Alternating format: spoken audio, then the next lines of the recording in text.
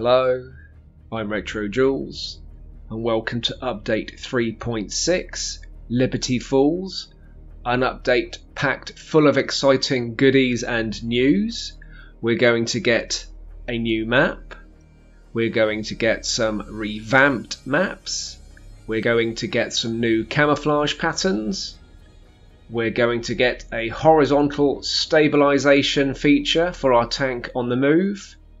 We're going to get a couple of updates to the tech trees, and there's quite possibly some news about that elusive missing handbrake control.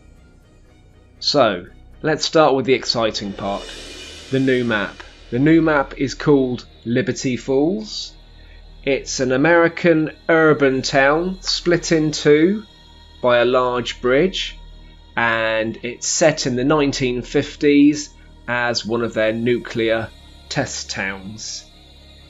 We're going to get a new map variant. We're going to get Himmelsdorf in a blizzard.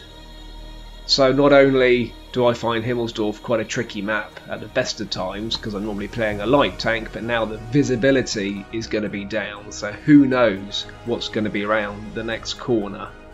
We're going to get some new British camouflage. We're going to get two new camouflages. We're going to get two-tone summer camouflage, and we're going to get dark stone yellow desert camo. For the Czechoslovakian tanks, we're going to get three new camouflage patterns. They're all winter patterns. We're going to get the solid white, we're going to get two-tone, and VZ95 Leaf.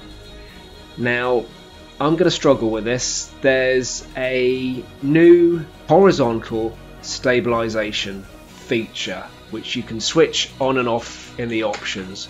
I've read it 3 or 4 times, and if I'm honest with you, I really don't quite grasp or understand it, so I'm just going to read it through to you and you can read it as it comes up on the screen. My kind of basic understanding of it is that it's keeping the reticle under control when you're in sniper mode and aiming, and also moving or rotating the tank. So let me read it out to you. Horizontal stabilisation. Enabling the horizontal stabilisation feature found in the game tag under settings reduces the hull rotation's impact while aiming in first person or sniper mode. This helps you stay on target while maneuvering. The impact that hull rotating has on aiming depends on your turret rotation speed. If your turret rotation is faster than your hull rotation, your aim stays pointed in the current direction. If your turret rotation is slower than your hull rotation, your aim can still drift left or right, as it's not able to overcome the speed at which you're rotating. Horizontal stabilisation is off by default and is enabled in the options menu. This feature works for all classes except artillery, whose aiming system works the same with or without this feature enabled. I kind of get it, I kind of don't. If you can make that really clear to me, I'd be most grateful. But that's a new feature that we're getting in the game.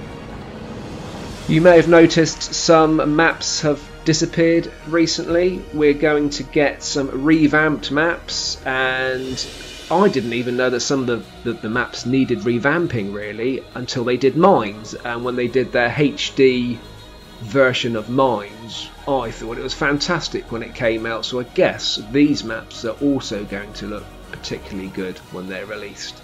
So we're going to get a new version of Ensk, we're going to get a new version of Port in the Snow, we're going to get Wide Park in the Rain, and we're going to get Standard Wide Park. So all of those maps are going to get some graphical improvements and tweaks, and they're going to redesign some of the maps as necessary just to make them more balanced. Now, I may have mentioned the handbrake. I did a video on the handbrake because the handbrake disappeared. I am a D-pad setup on my handbrake. I've always done that, and originally when the handbrake came out it was on the left stick. and you just click the left stick to do your handbrake turn, and then suddenly it disappeared.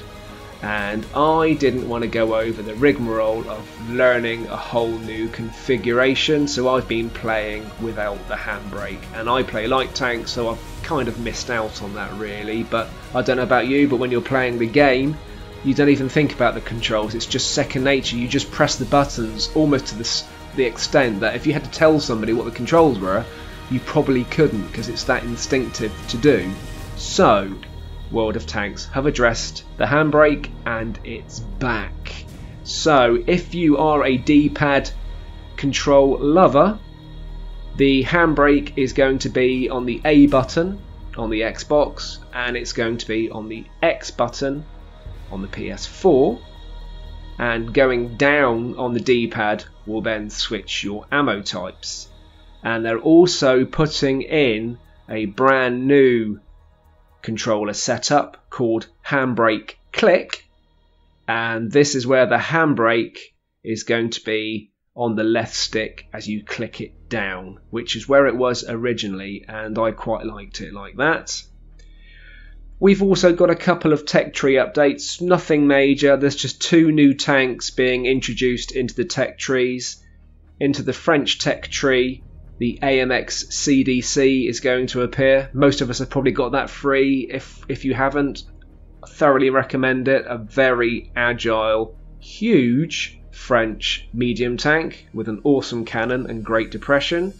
And on the Soviet tree, we're going to get the T-54 prototype, which is the motherland, but you're not going to get your Crimson Dawn paint job. Amongst other things, there's going to be the usual bug fixes and tweaks and all the various bits and pieces that World of Tanks see to when they do an update. So I hope you found this update interesting and of some use. Keep safe, keep tanking, and I'll see you soon.